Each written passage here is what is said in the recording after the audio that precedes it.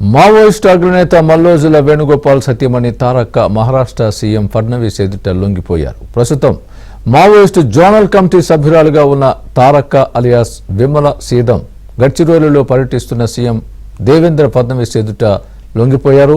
తారక్క భర్త మల్లోజుల వేణుగోపాల్ ప్రస్తుతం మావోయిస్టు కేంద్ర కమిటీ సభ్యుడిగా ఉన్నారు. మావోయిస్టు అగ్రనేత కిషన్ జీకి ఆమె సమీప బంధువు.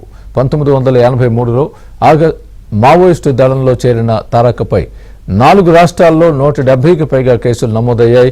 ఆమెపై కోటికి పైగా రివార్డు కూడా ఉంది. या सर्व आत्मसमर्पितांनी एकत्र आत्मसमर्पण केल्यामुळे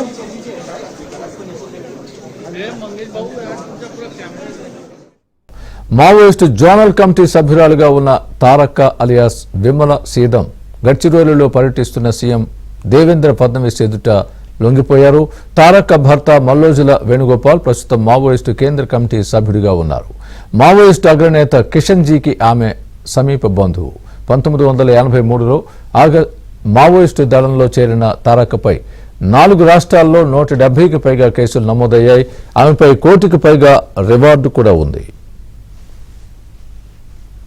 या सर्व आत्मसमर्पितांनी एकत्र आत्मसमर्पण केल्यामुळे